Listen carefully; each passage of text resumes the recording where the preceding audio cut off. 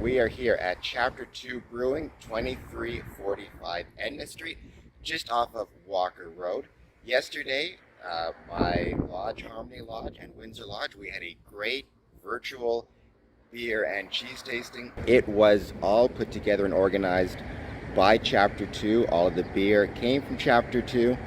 So I'm here today. We're going to go inside. We're going to check out their brewery, talk to their head brewer, and just learn more about this awesome local Windsor business, which everybody watching this, from Windsor or the county, make sure to stop by and support customers. We got kind of lucky. There was two separate units that we were able to open up into one larger one, and it worked out well because we have a separate unit up front here where people can go and sit and relax, and then they come through up to the bar, and then there's this back section here on the main part of the building. So it's kind of worked out well. At the bar at the back, people have to come in and walk. One of the original owners is a woodworker. He actually owns a wood shop here in the city and had access to some good wood, so we were able to get this wonderful live edge solid piece of oak that goes all the way around for our bar. They also built the entire bar unit. So that was the impetus there, trying to find some interesting characteristics to drive conversations. People come in and go, hey, what's this all about? What's that all about? Same with our wall of color that's over there. So this is our SRM wall. SRM is just a measurement of color that is in beer. You hear a lot of people talking about, I don't like dark beers, or I'm not sure about color. So this is going to be turned into an infographic. So everything from your fizzy yellow liquids all the way up to the top, where we get darker beers like stouts and porters. And our hope and goal is to, our Ford City Cream Ale. It's a yellow beer. Kind of putting that on here, and then putting some commercial examples or whatnot, so people can relate back to, oh, hey, I normally drink a Newcastle that fits somewhere in here. What does Chapter 2 maybe have that's comparable to a Newcastle? Or I really like Guinness. Where does that fit into the spectrum? So that's the feature behind this wall. It's a work in progress. We're getting there, so you have to come in and keep checking it out and seeing how we're progressing on that wall. Okay, so as you can see here, we've got a C shape and the Roman numeral 2. The original name of the building, or the owners had hoped to bring back the Riverside Brewing Company name, which is the brewery out on Riverside near Sandpoint Beach.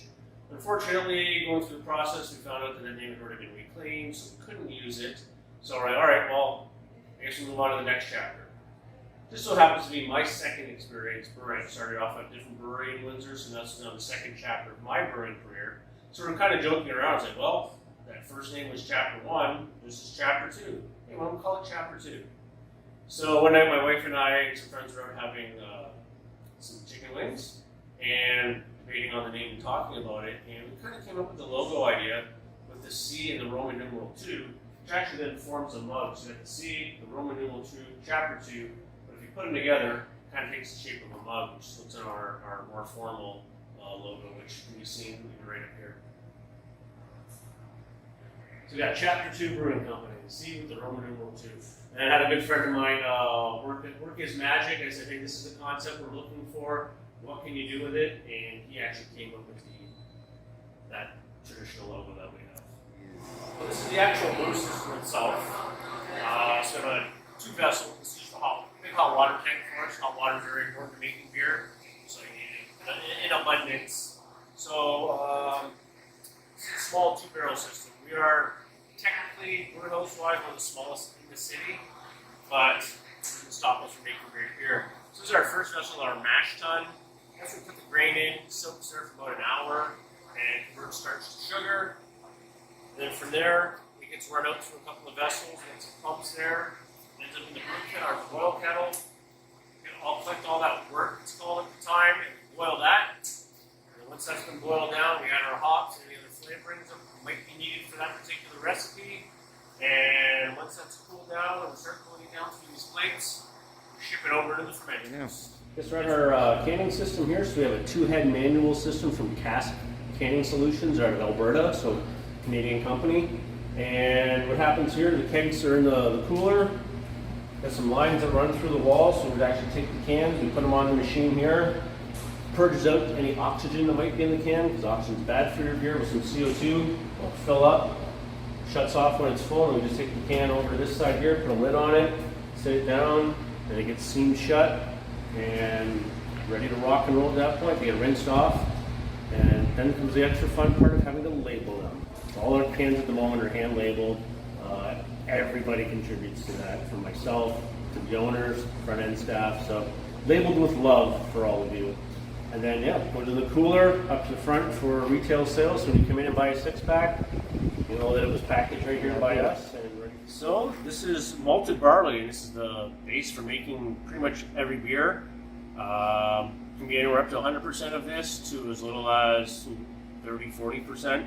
But in most cases, it averages about 70% of the main ingredient going to making beer. And then we'll add some different ones to it. We have some darker malts, chocolate malts, crystal malts, and that's where then you get your color and a lot of your extra flavors from when creating a recipe.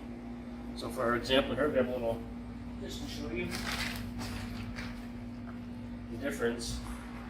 We have some dark chocolate malt, which we used in stouts and porters or in very small quantities to add a kind of a reddish hue as compared to base malt, which will give you your traditional yellow color on your beer. Absolutely. So with the in the amber ale that we have, there's 375 grams of this dark malt just to help give it that kind of extra amber color.